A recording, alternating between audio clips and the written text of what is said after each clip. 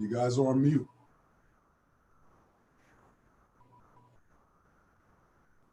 All right, we are. I was on mute all this time. All right, we are live and in living color. I want to just take a moment to welcome all of you guys who have joined us.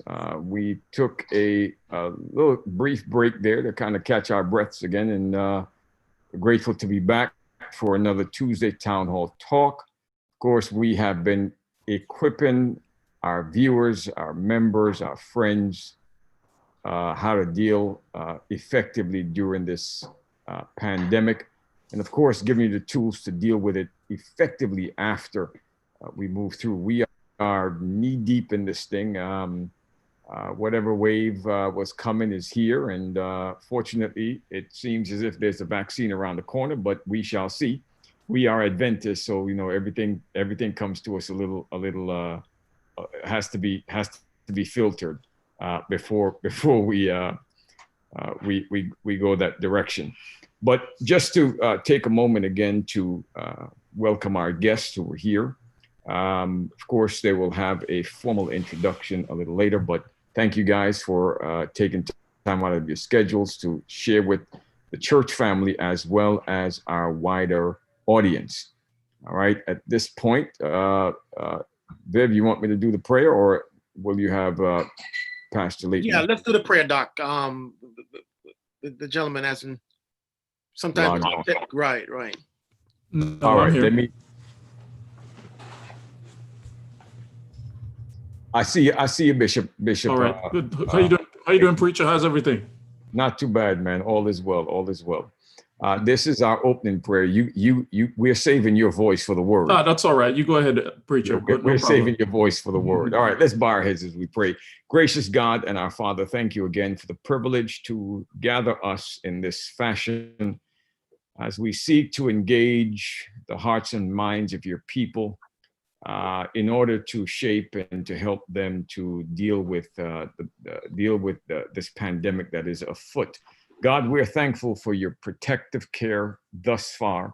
We celebrate your goodness and your grace. We invite you now to join us as we share thoughts and ideas of how to deal properly with what our situation currently is. Grant grace to our guests and all those who are listening and tuned in. We pray a blessing over their lives as well. We thank you again in Jesus' name. Amen. Amen. All right, we're going to turn it over now to our host, which is Elder Vivian Walters. Welcome back. We are happy to see you, happy to have you, and we missed you these past couple of weeks. Thank you, sir. Good evening, everyone. Pastor, thank you again for your leadership in this regard and for your out-of-the-box approach to ministry, not just within the doors of our four walls, but certainly extending ourselves to those outside of our walls of faith and those who we oftentimes see from Sabbath to Sabbath. We have an obligation to our community at large, and we continue to be deliberate to that end. Our motto, our mantra, a congregation connecting Christ and community, and we continue to try to live up to that. Excited about these two gentlemen and friends that are part of our conversation this evening. And this is exactly what it is, a conversation. It's a biographical sketch, so to speak. And the whole idea here is that for the next 4 weeks, we'll be looking at this whole idea or this whole notion of mentoring and the role that it plays in all of our lives to one extent or the other. And I oftentimes say to people that I've never met Gandhi a day in my life, but he's one of my mentors by way of his quotes, by way of his writings, and by way of his life and how he lived it selflessly and how he died. And there's so many other movements that were started all because of him. And to me, he's one of my mentors, even though I've never met him. And so mentorship takes on different forms. And whether it's a mentoring moment, whether it's a mentoring program, and then the other side of the conversation for the next 4 weeks is this whole idea that can anything good come out of Nazareth? And Nazareth in this case doesn't necessarily mean a place. It could be a situation. It could be something where a moment where you slipped or a moment where you messed up and you're able to to dumbfound your critics and those who think that there's nothing good. Can anything good come out of that one? You know, there's no hope for him. There's no prospect, whether it's a family member, whether it's a teacher. I remember a teacher looking at me at the high school that I attended in Jamaica as a third former and told me that I would not amount to anything. Why? Because I wasn't able to give a Christmas gift probably the way some of the more affluent kids were able to, or whatever a reason was. But Andel, I tell you this though, the first opportunity I got when I went back home, when I was living here in the States, I drove up to the staff room, I pulled up in my rental car and I went in and I gave her one of my business cards. And I made sure she recognized me, and then I left.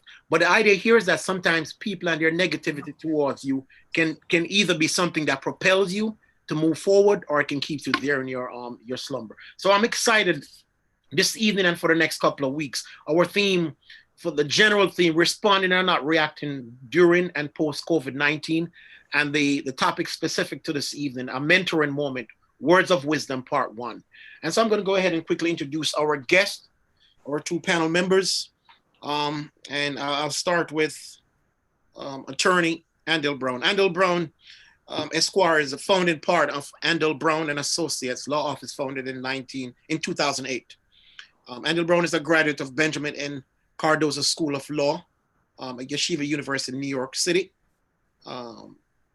He concentrated on general litigation, a graduate also of Oakwood University, class of 2002, with a major in history and a minor in political science. Andel Brown is a proponent of both Christian education and the HBCU community. Attorney Brown is a member in good standing of the Florida Bar and was admitted in the Southern, Middle, and Northern District Courts of the United States Federal Court in Florida. He began his career as an assistant public defender in 2005 under the administration of Bennett H. Boomer in Florida. He has obtained extensive experience in jury and non-jury trials, and he has handled cases ranging from DUIs to juvenile delinquency, misdemeanors, serious felonies on the state and federal level. He has been recognized as top 40 under 40 leader by Legacy Magazine, published through the Miami Herald. He is advocate, the Best Advocate Award by the Defender College 2007. And the list goes on. What I'd like to highlight here also is that he has provided legal analysis in numerous televised appearances, ABC, Fox News, CNN, HLN, and MSNBC. He is married to one of my nieces. Well, you know, everyone is either my niece or my nephew, but he's married to one of my nieces, the former Latoya Joseph, who herself is also an attorney, and he's the father of two wonderful kids. Welcome, Attorney Brown. Thank you, Viv, for that wonderful introduction. And I must admit, there was part of your story. I thought you were going to bring the teacher a gift, but you just gave her a business card. So I guess you had to settle for that. Next time, man, I'm going to go back and see her. All right, no problem. Hey, listen, see, we're never too old to learn, man. That's a good idea right there. Our speaker for the word of hope this evening is none other than Leighton Smith. He's a graduate from the Greater Miami Adventist Academy, class of 2004. Preacher, these are some young cats, man. They are, man. They are absolutely making me feel old. Well, when we talk about 2004 and anything in those years, man, you and I are seniors. While attending GMA, he played sports and led the Student Association as president, and had the privilege of being taught by his mother, Miss Lemetta Smith. After graduating GMA, he attended Southern Adventist University, selecting to do a BA in theology. While at Southern, he was involved in various clubs and organizations on campus.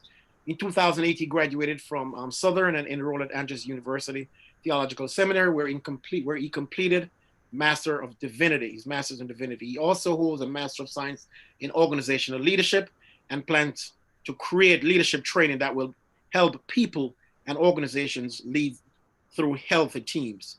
He's a senior pastor of the Kendall and Homestead SDA churches. He's married to the love of his life, Itzel Smith, and has one daughter, Gabriella Smith. His hope is that every day he can inspire people to see that everyone has the potential to accomplish the purpose God has placed in their lives. And to that, I say amen. Round of applause to two distinguished guests that we have with us this evening, selfless in their own right. And gentlemen, we thank you for taking the time to share with us this evening. And listen, let's jump straight into the meat of it, man. Tell me your start. How did this all start? How did Andel came about? I mean, I understand moms, but give us your formation, give us your foundation and how your life started, man. And that's a pretty intense question, and I'll do the best to answer that question.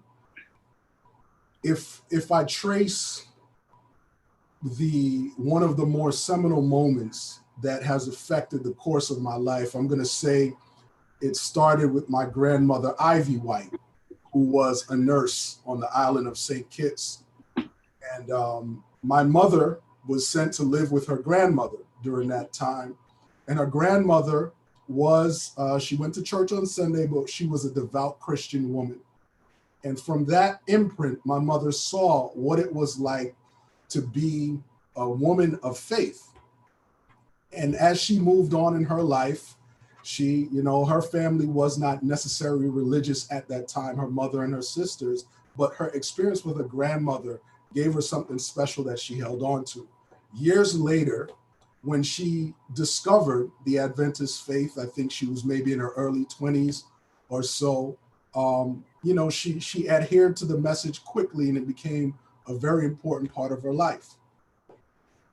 Around that time, she was either pregnant or became pregnant, and I came about. And, she was a single parent from the islands, moved to the United States with me as a very young child, maybe about 1 or getting ready to turn 2, and came here, attended Oakwood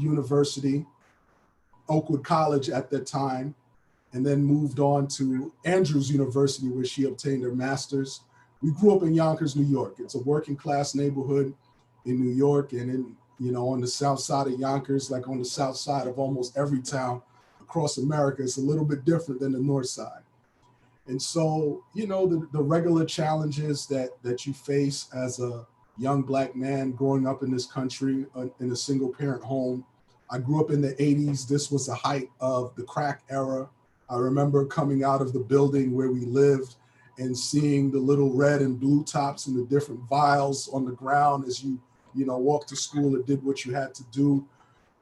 Violence going on around you, so forth and so on. So I think it's a story that is unfortunately all too familiar in our community. I was always blessed with intelligence and the ability to do well in school, even though school never really was my thing. And I endured it the best I could. I graduated from Northeastern Academy. One of the things my mother did for me, as well as my grandmother, they always stressed the importance of education, and they made the sacrifices to make sure that we went to private schools. I was able to go to Westchester area school for my elementary and junior high years, and then I was blessed to go to Northeastern Academy for 10th grade through 12th grade. And due to some issues we had, I actually missed my 9th grade year. I didn't go to school for 9th grade. Had to end up catching up through summer school and other things to get back into the swing of things from 10th grade through 12th grade. And after Northeastern Academy, I went on to Oakwood College in 1996. And as I was explaining to Pastor Benz before we started, I was on the extended program and ended up graduating in 2002. In between that time, the 1996 to 2002, it was an experience, kind of obviously, absolutely a coming of age, but also a reckoning with the issues of the past that had come to catch up with me, learning my place in this world through God's eyes, and my value as an individual, and what I had to offer the world from my experiences with people there, people that were giving, people that were caring, people that took an interest in me through an environment where God was promoted through an environment where you could trip and slip into a chapel, trip and slip into a prayer session, trip and slip into an opportunity to learn more about God, trip and slip into an opportunity to learn more about God's will for your life, God's word, and things of great importance. And that really was a turning point for me in my life, because the first half of that experience was not something that I was very interested in academics. I really didn't take things seriously. I was just happy to be out of home and, just living my life, doing my thing. And I was to the point where I was on academic probation and almost about to fail out of school. And this is at Oakwood. At Oakwood. Right. So Del, hold that thought right there. I want to go back a little bit, because oftentimes people look at us, whoever it is, they look at someone who has attained or has achieved, and they're a success story. And oftentimes we want the reward, the outcome, but we're not necessarily willing to put in the time or to take the corrective action. So let's go back to those formative years, because it's something that I can relate to. I came here as a teenager, way up in my years, but certainly Pastor who came here earlier, and Pastor lived on over in the Rockaway area. But wherever you were in New York, or probably in just about any city in this country, the whole idea of crack and the impact that it had on communities at large, but more so on communities of color. Mm-hmm. Talk a little bit about that era, and what you saw, and probably some of the things that you witnessed, and I'm sure probably some friends that you lost along the way, and just share to that young person right now. And I'm not saying that was your story, Andel, but I have the conversation with mothers. You and I have participated in mentoring over the years, and I still have the conversation with a mother, whether you and I were getting calls early in the morning for someone who was in jail, and a mother called us 2 or 3 o'clock in the morning, or whatever it is. But these are real stories. And these are not stories that are outside stories. These are stories that are Adventist stories. These are stories that are of our kids and young people that are in our church. And I just want to use this opportunity to create the environment, not to say that it's okay, but to say that, hey, we have messed up too, and there's an opportunity for you to recalculate, as our GPS would oftentimes say. So if you want to just talk a little bit about some of the things you saw, probably some friends you lost along the way, and some of the conscious decisions that you made, regardless of how young you were at that time, whether you were forced to or not. Yeah, I mean, what I'll say is this. I feel like in the midst of everything, I was fortunate to have a support system and a family that saw the importance in faith and saw the importance in education. I wasn't, making the greatest decisions. It's just that I was placed in environments that allowed me several opportunities to make good decisions.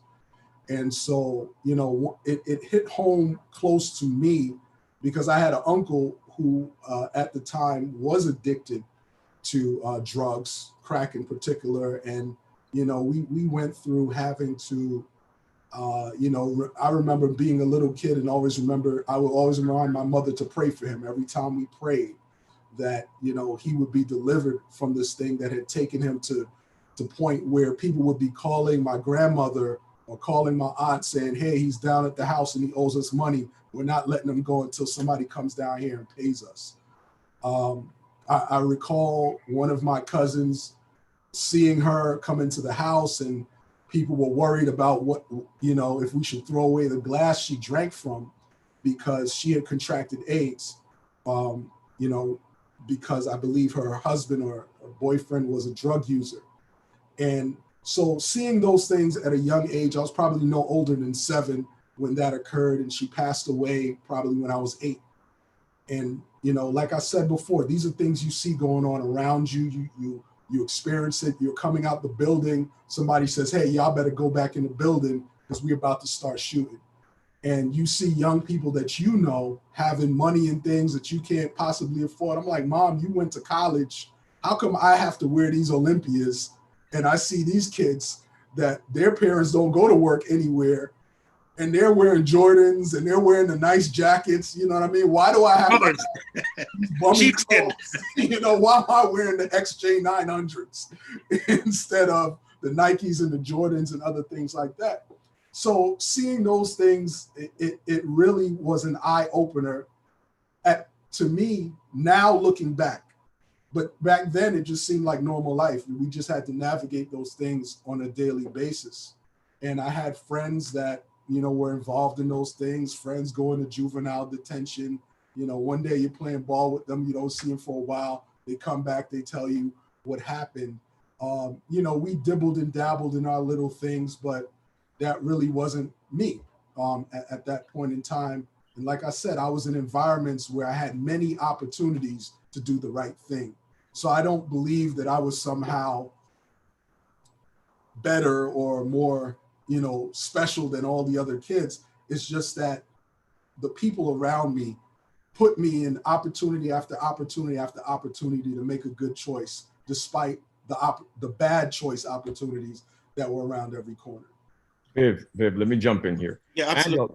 And, talk to us about the influence of the church, because I can relate to that context you mentioned with the crack and walking through Harlem and bodies are laying out on the staircase and stepping over vials and all the other good stuff. Talk to us about the influence of the church on you during those years that may have kept you from some of those influence. And while you're at it, remind our young folks who might be watching about second and third chances, about maybe, messing up on us, getting off of a timetable, and then allowing God to bring you back to that place where, you mentioned the difficulty of watching your friends who you started with graduated, and how all that came full circle again. Talk to us about second chances again, and forging through in spite of some decisions made or some not so wise decisions made earlier. Sure, no problem. So when it comes to the role of the church, I think it played a key role in those years.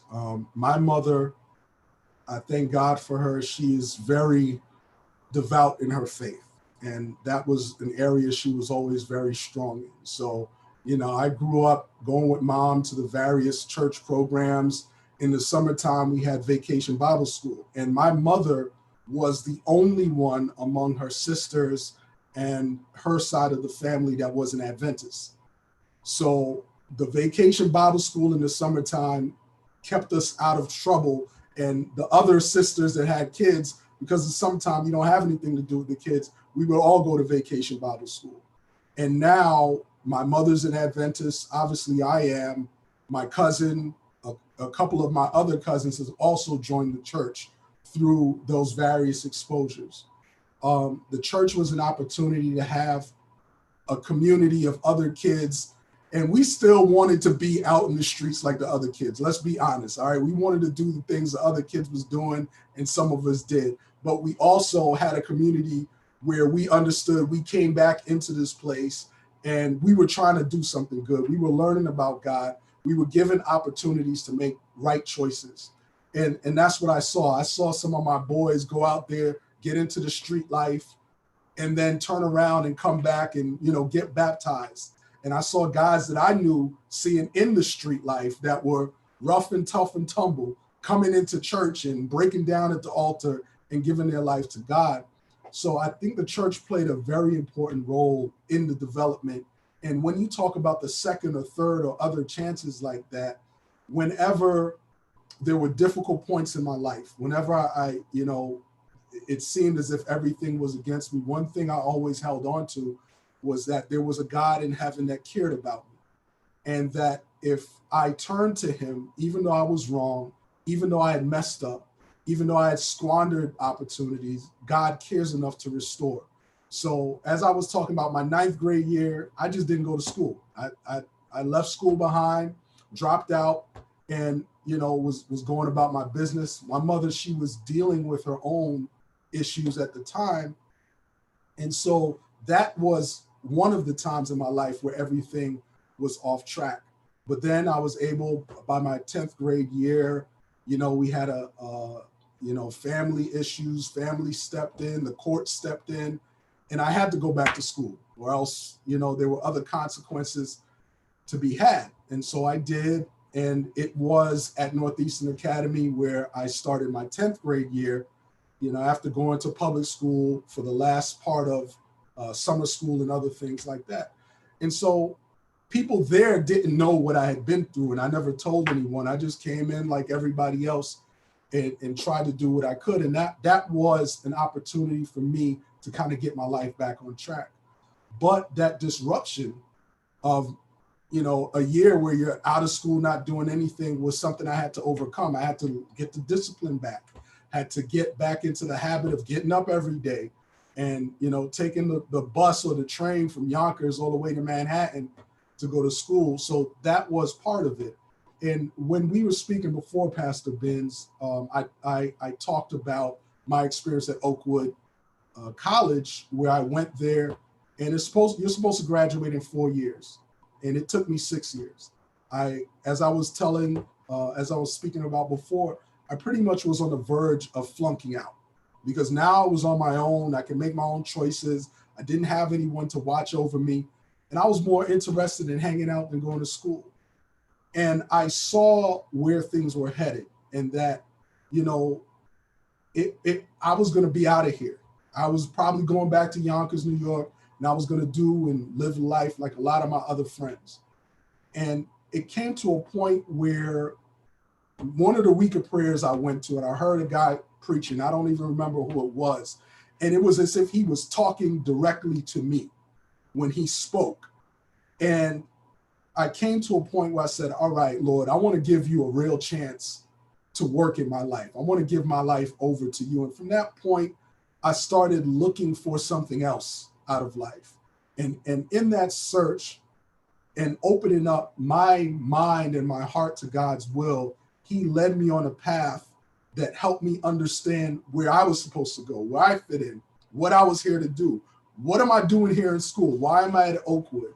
And so even though I had to sit there and watch a lot of people that came in the same time as me or even after me graduate before me and feeling like, why am I still here?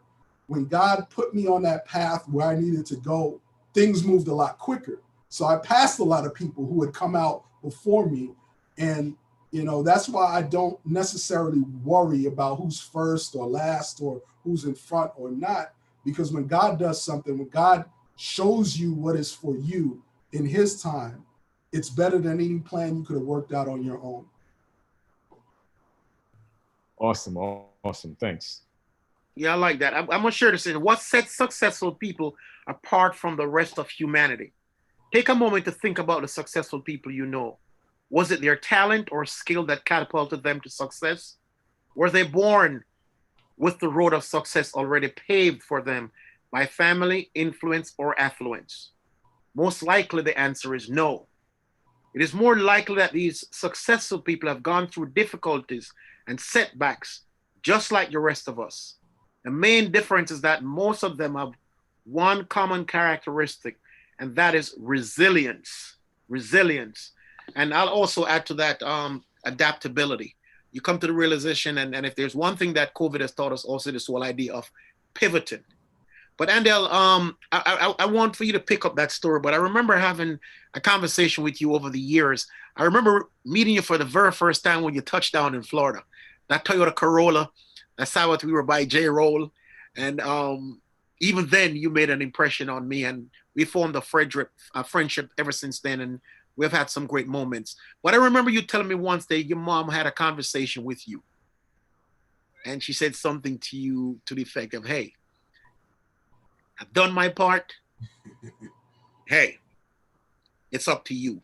And we could also use that then to then transition into from Oakwood to law school and this whole, your experience as a public defender and how you were able to use that opportunity to be a blessing to a lot of, I was watching a clip with you earlier on where you talked about this whole idea of plea deals and the dangers of those to some community versus others who will never be offered that. But just talk about that transition. And, you know, Pastor asked you a great question earlier and you spoke about that area of your life, but let's just touch base in terms of what mom said to you and how that changed your life then from Oakwood on to law school and into the public defender's office. Sure. No problem. Well, to be honest, Viv, my mother had a lot of those conversations with me. We had many conversations where she tried to get me on that right path, try to get my mind right, and help me understand what what was being squandered, the opportunity to do something with my life that I wasn't taking seriously.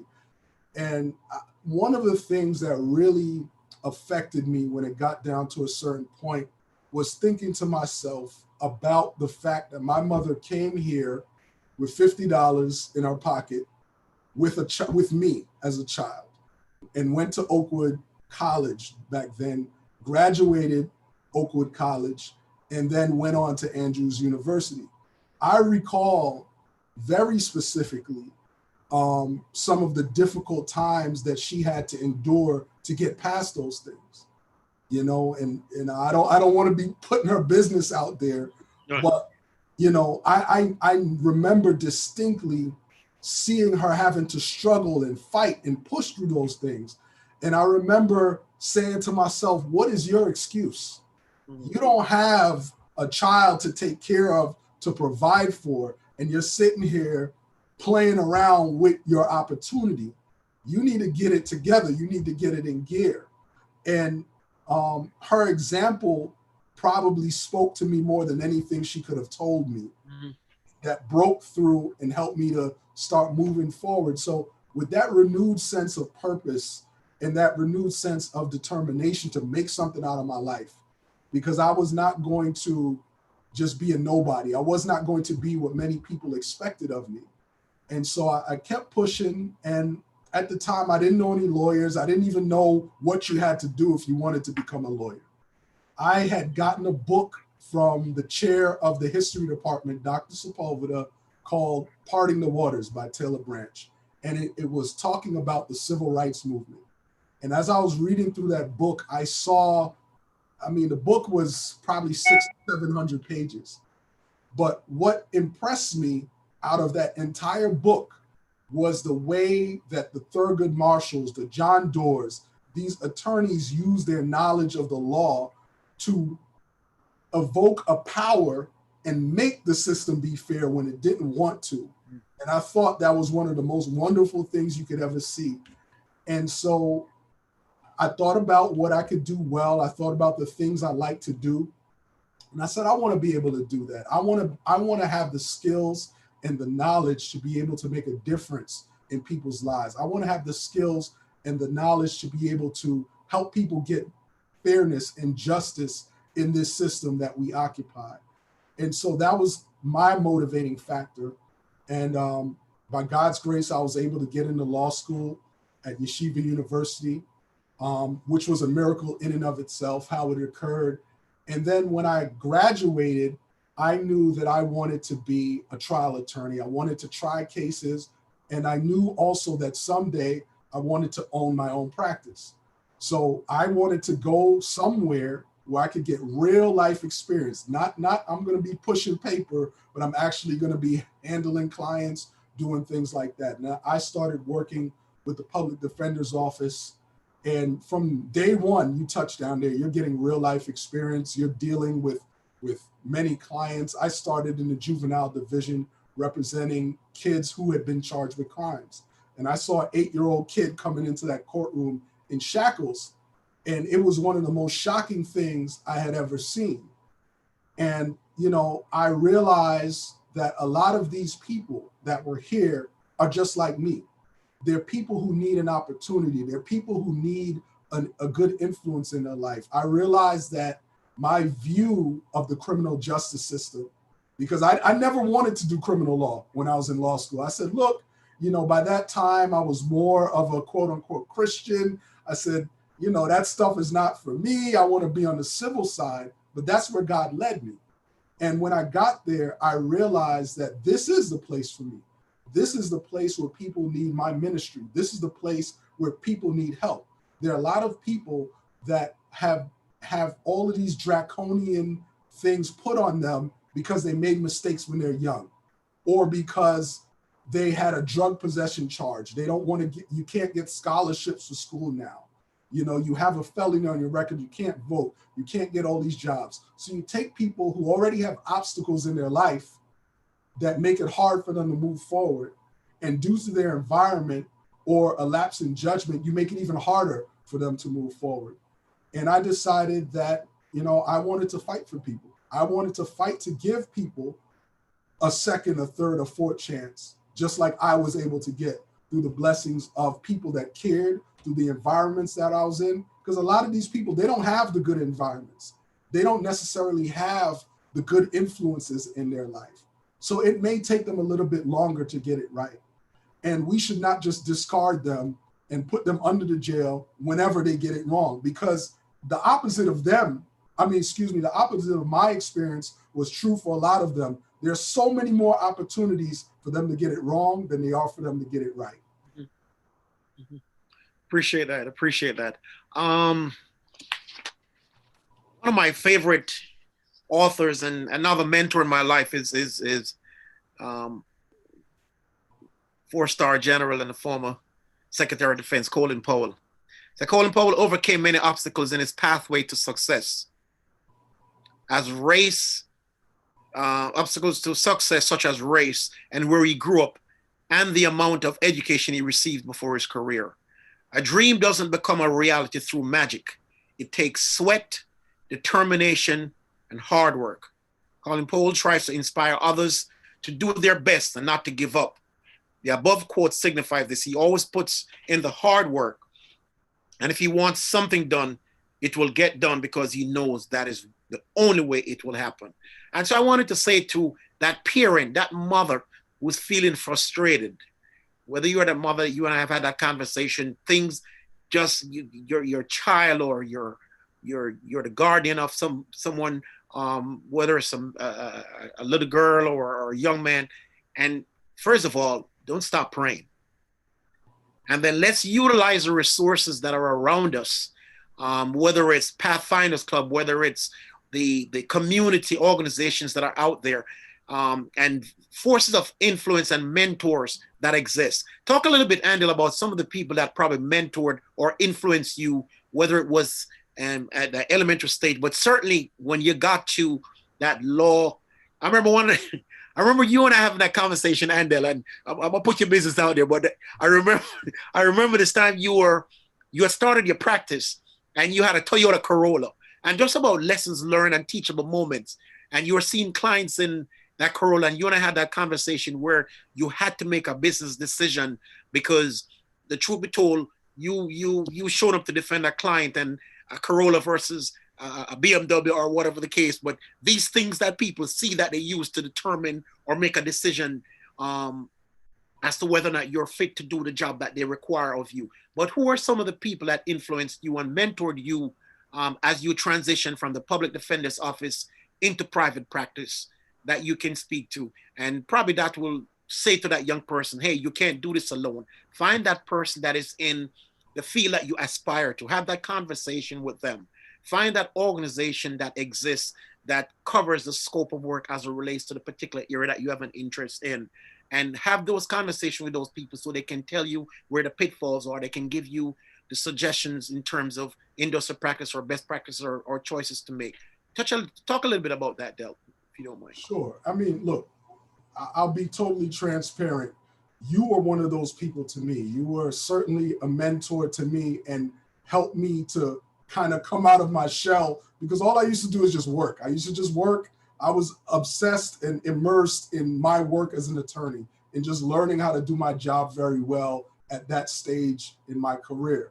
And through talking to you and through being around you, you helped me to go into other places, serving on the board with the James E. Scott Community Association at the time, getting relationships with noted attorneys such as Larry Hanfield and Rod Vereen. I remember I would see those brothers around the courthouse, and you know, the thing I always remember about Larry was how sharp he was. That brother was sharp, clean each and every time I saw him. Absolutely. And I didn't know him personally, but I always look forward to seeing him. And I remember, you know, the first time I saw Rod Vereen, I was working at the juvenile division, and you know, this black attorney walked in, and he was cool, and he just commanded the room. He commanded the room. He was bold. He was aggressive, going for what he wanted. And I said, hey, I want to be like that someday. So those are just a few of the people that were ahead of me that I reached out to that were kind enough to share their experience to me. But there are many more. The David Howards, the Darrell Joneses. There's so many many other attorneys and, you know, of all that are out there. And the good thing about this profession, attorneys, judges, they all understand that to learn how to do this job and do it well, you're going to need some help. None of us are born knowing how to do this. Judge Prescott, Judge Lester Langer, who was my first judge, Judge Johnson in juvenile, they always want to help you learn and grow in your craft. And it takes years to learn how to do it and do it well. And I find that if you reach out to people, they're more than willing to share whatever they can. So those are a few, but there have been many. I've had many mentors. I had many people that have helped me and guided me in ways that I can never repay them. So my goal is just to give that same type of mentorship to those that come behind me. And you've been doing a tremendous job of that. Pastor, one of the things that I wanted to share with you, Andel is very much involved in, the only reason why it didn't happen this year is because of COVID, but for the last couple of years, man, he has been aggressively doing fundraisers for Oakwood, puts on event. He did an event for Northeastern Academy the other day, big event, and he's not going to necessarily tell us, so we have to tell it then. And the whole idea here is that for whatever has been sowed into your life, you have an obligation to reach back, and you do a tremendous job of that, Doc. So thank you so much for that. Awesome. I'm going to give you the opportunity to give us a closing remark, but before we do that, Andel, Pastor, I'd sent you a video with 2 clips on it. I'm going to ask you to play. Andel doesn't know I'm going to do this, but I'm going to ask you to. It's I sent you 2. One was the promotional, and another one that said Andel. All right, hold on. Let's see if I can find it here.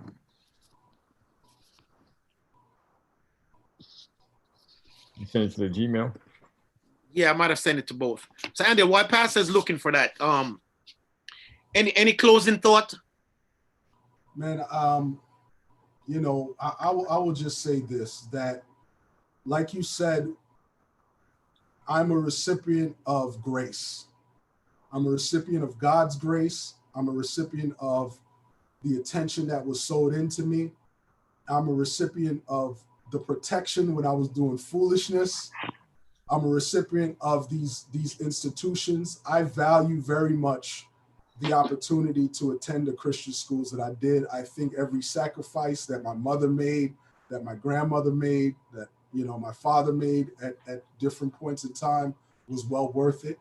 I think that a lot of people do not value these experiences the way they should, because they may feel like the facilities are not the same, or the networking is not the same, or whatever they think is not the same. And I can tell you from experience that when I started my first day of law school at Cardozo, everyone stood up and introduced themselves and said what school they went to. And the gentleman next to me said, hey, my name is so-and-so. I went to Brown University. Bob went to Harvard. Lawrence went to Cornell. You know, somebody else went to Stanford, et cetera, et cetera. And I went to Oakwood. But when it was all said and done, you can stand toe to toe with any of those people. And you also have the advantage of knowing whose you are. Yeah. And God can guide you, Absolutely, place you exactly where you need to be, regardless of who the competition is. Mm-hmm. And so that is something that I value, and I wouldn't trade it for anything. So, all right, so we're ready. All right. So again, it supports the whole notion. Can anything good come out of Nazareth? And Nazareth, not in terms of where you came from, but just some of the challenges and the situation. And the answer to that is absolutely, unequivocally, yes. Thank you so much. You've been great, man. Let me share this video here. Pastor, there's 2 of them. I think I want to go with I got the Facebook one lined up. All right. Okay. All right. We gotta see what this video's about.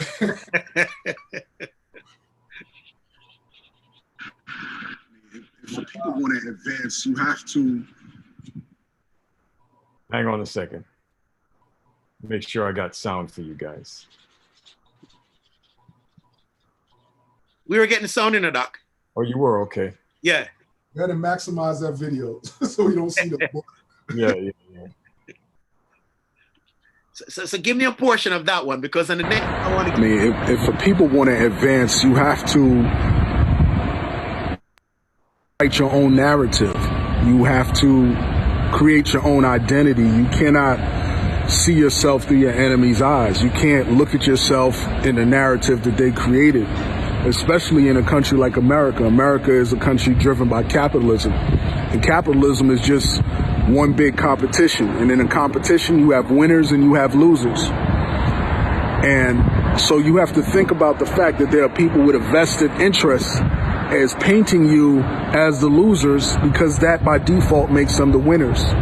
And when people start to believe the way that they are depicted and painted as losers, they start to act like losers and they lose. And when people start to believe the way that they are depicted and painted as winners, they start to act like winners and they win. So you have to know who you are. You have to treat yourself like a winner. Speak to yourself like a winner. Walk into the room like a winner. Demand respect like a winner. Reward yourself like a winner. Acknowledge your peers and other people in your groups like the winners that they are, because nobody else is going to do it for you. If we don't treat ourselves right, nobody else is going to treat us right. If we don't pay ourselves right, nobody else is going to pay us right. If we don't organize ourselves right, nobody else is going to do it for us. No political party is going to save you. No job is going to save you. No church is going to save you. No religion is going to save you. We have to save ourselves through our God-given talents and abilities, the knowledge and the wisdom that He has given to each and every one of us, and the God-like character and the God-like characteristics, rather, that are in each and every one of us. So what I want to say today is, don't be afraid to be yourself. Don't be afraid to recognize yourself. Don't be afraid to reward yourself and big yourself up, because we're born to conquer. Peace. Thank you. Doc, I'm going to jump to the next. I'm going to bring you to preach now, but go to the next one and just give me the first 30 seconds of the next one.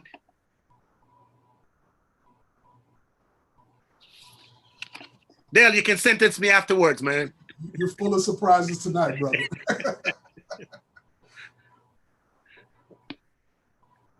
Well, you know, young people sit at the pad. You know, the kids sit at the core of my heart, man. So I just need for them to know. You know what I mean? And as you would always say, we're just trying to keep it 100, man. Indeed.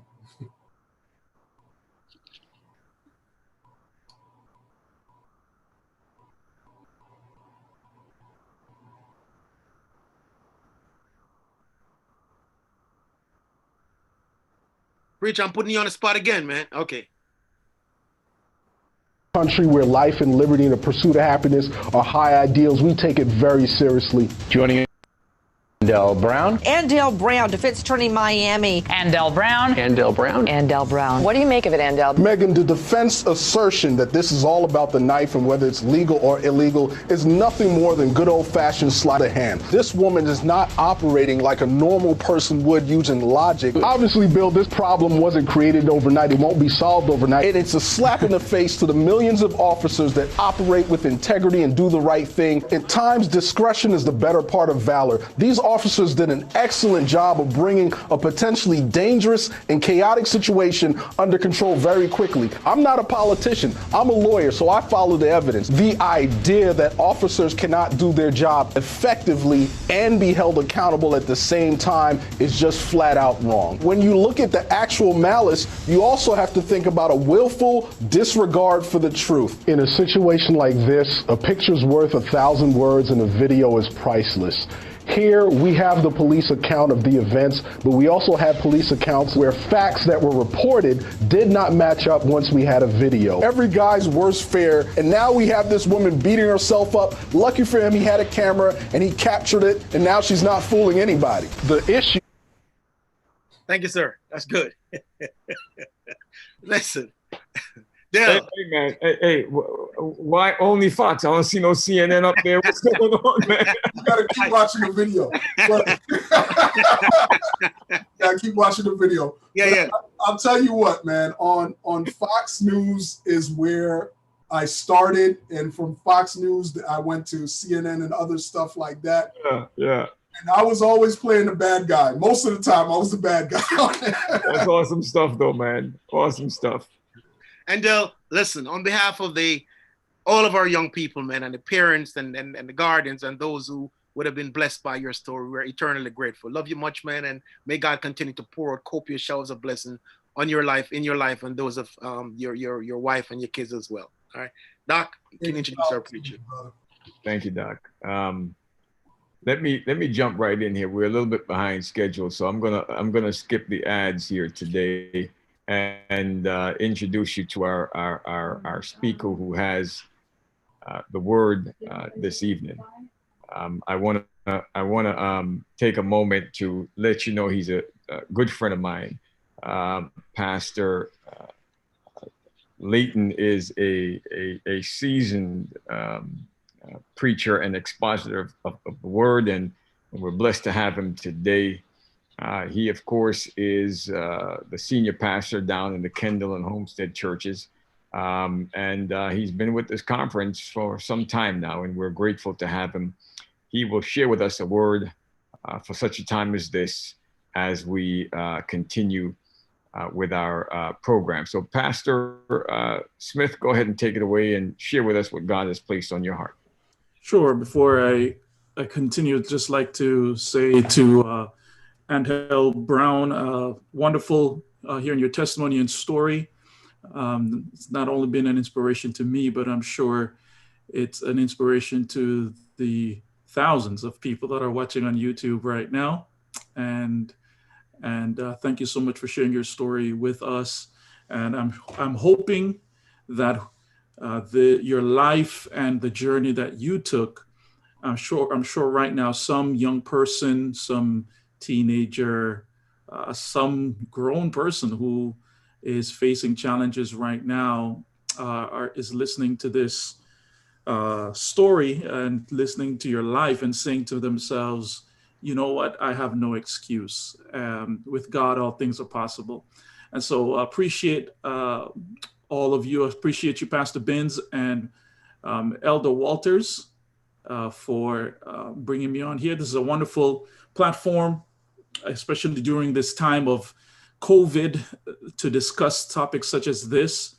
And as I was thinking about what to talk about this evening, last week I presented a message to my church on the prayer of Jabez, and it's a powerful prayer, but it's also a very unique one in the scriptures because nothing is really said about Jabez prior to the verses or the two verses about him, or after the two verses about him.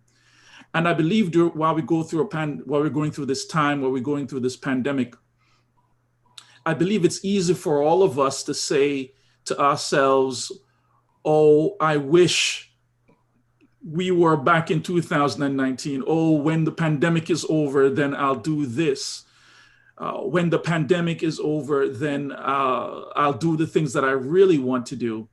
But in reality, the fact is that we may be in this situation for a while. And a matter of fact, life may not go back to normal after this. And so the question we need to ask ourselves is, what are the opportunities that are presented to us during this time of adversity? I believe that's the poignant question we need to be asking ourselves during this time, during 2020. And I'm going to read the passage of scripture, 1 Chronicles chapter 4, starting at verses 9 and 10. 1 Chronicles chapter 4, starting at verses 9 and 10. And Jabez, just like us, he's in a situation. At this time, Israel is in a depressed state. They are financially depressed. They are spiritually depressed. They are depressed as a nation. They are on the bottom, if you will. And the chronicler who authors the book of First Chronicles really goes through a line of kings. Not many kings are really good throughout the history of Israel or the people of God. And now we find this man within this depressed time, just like we are, many of us are. We are at a time now where unemployment rate is high. I think there are about 10 million people that are now currently without jobs.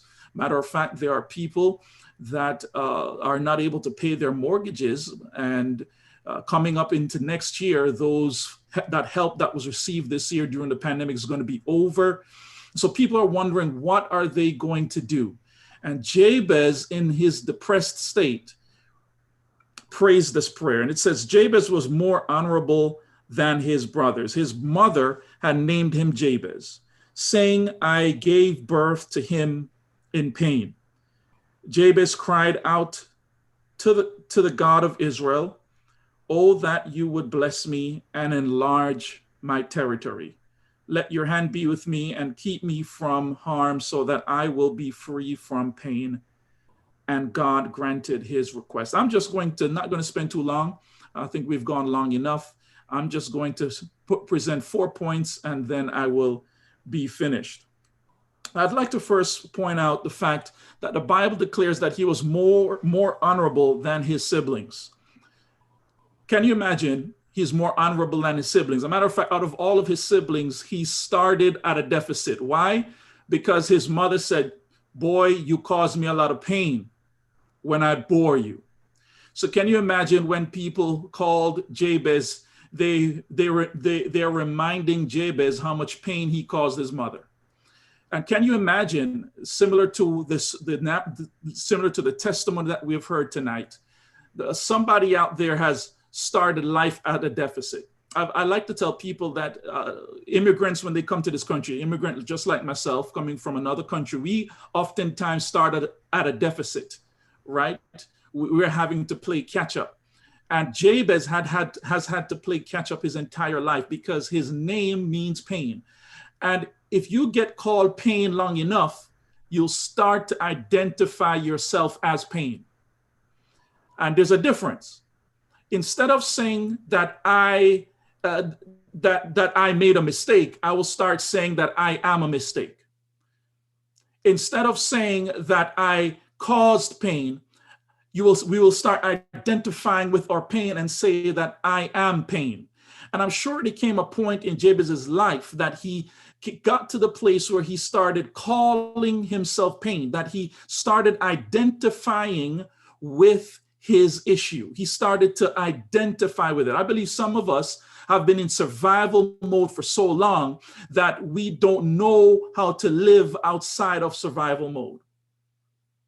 And sometimes we get some opportunities to pass us by because we're constantly in survival mode. And here's Jabez. And now he is at a place that he has had to cry out to God. And the word of God says that he cried out to God. Before getting to the 4 points, another part where he said he cried out to God, in Hebrew, in the original language, it declares the idea, or it sends the idea to us, the reader, this crying out that he begged God, that he was earnest, that he was open, that he cried out to God. And if you look throughout the scriptures, any character in the Bible that cried out to God, God answered their prayer. So now there are 4 parts to his prayer. And I'm hoping that there's somebody out there that be able to pick up on his prayer and be able to apply it to your life. Number 1, divine enablement. I want you to look at the first part of his prayer, divine enablement. And the first part of his prayer says, oh, that you would bless me. But Jabez did not only pray for just any normal blessing. This word in the Hebrew for bless, oh, that you would bless me, Jabez was praying that God would bless him with an uncommon kind of blessing. And I want to declare this evening that us, especially within the Seventh-day Adventist tradition, where we have not been taught, or it has not been pushed in our circle to pray for prosperity, I would declare to us this evening that there's nothing wrong with praying to God for prosperity, especially in 2020. And Jabez is praying for prosperity. He's praying that God would bless him with an uncommon blessing. Not that he would have prosperity for prosperity's sake, but that God would bless him with prosperity so that he would be a blessing to others. Number two, he prayed for divine expansion. He says, so that you would bless me and enlarge my territory.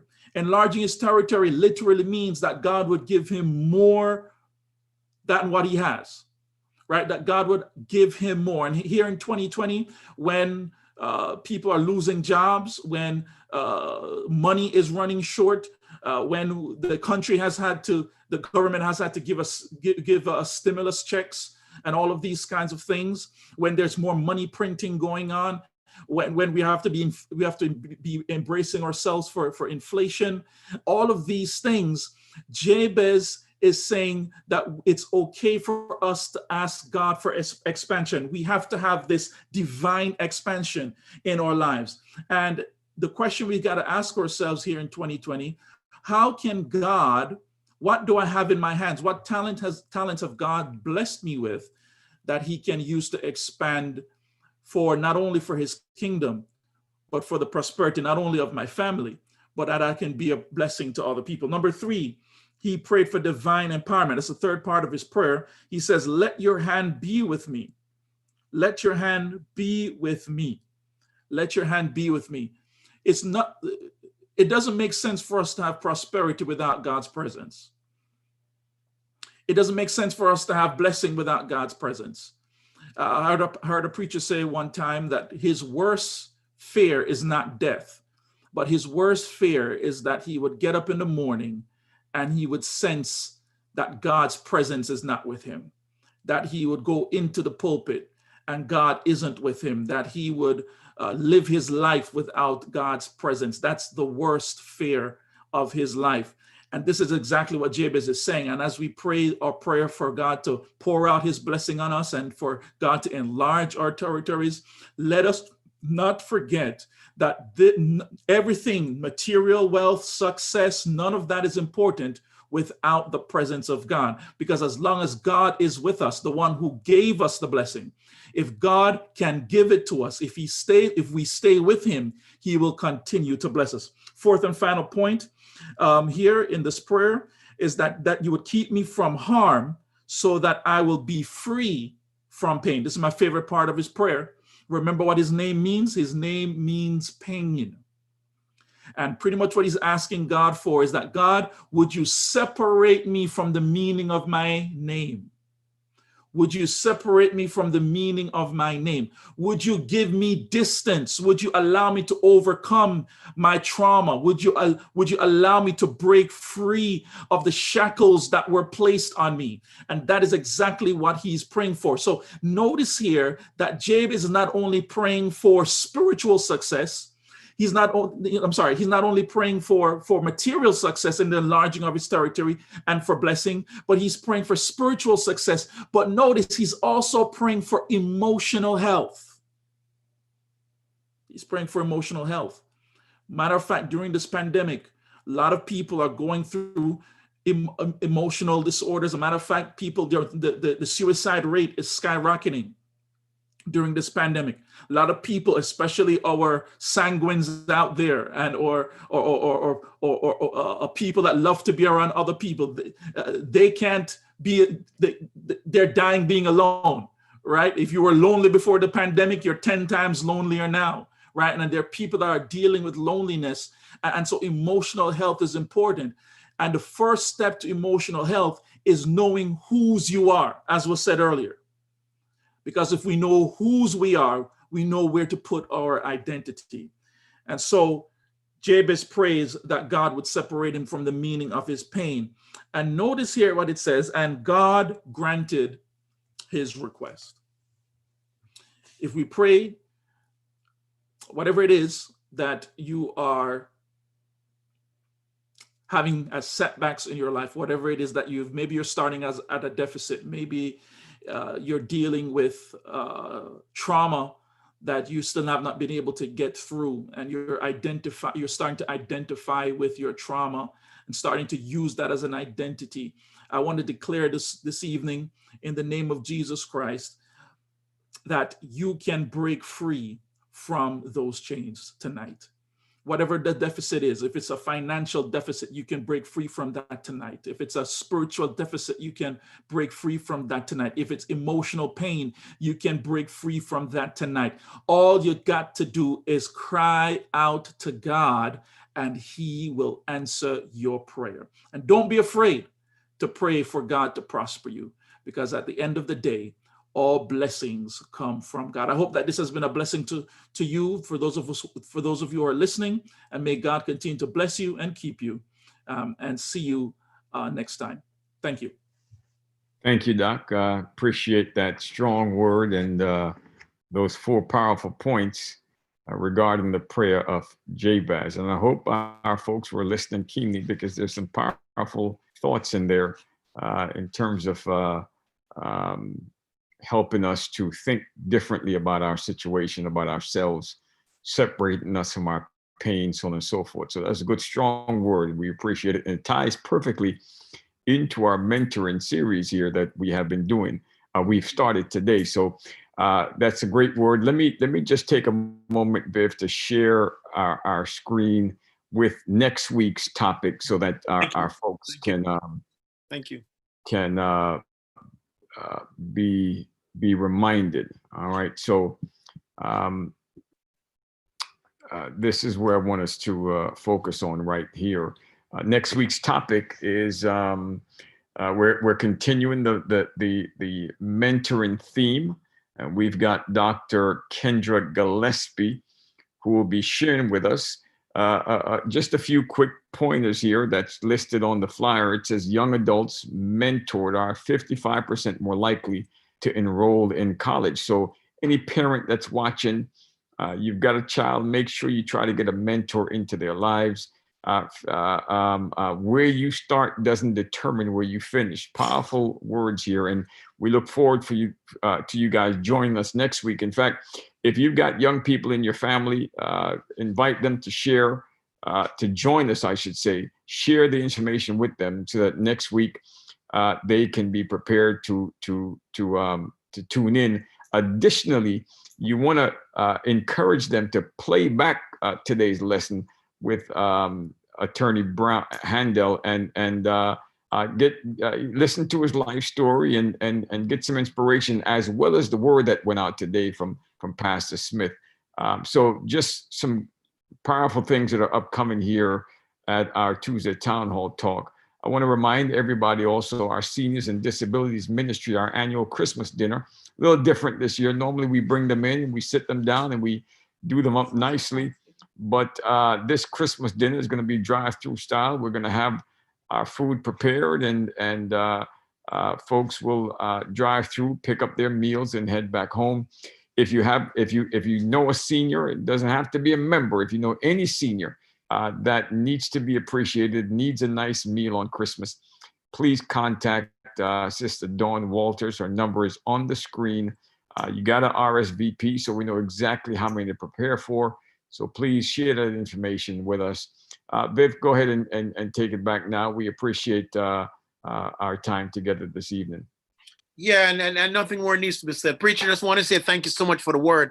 It was perfectly aligned with this evening's theme. And Pastor Vince, thank you so much, as always, for your leadership and for your willingness to allow us to do our thing, so to speak, and to collaborate and to participate in ministry with you. So as we would all say, God bless, and we'll see you on the journey. Thank you.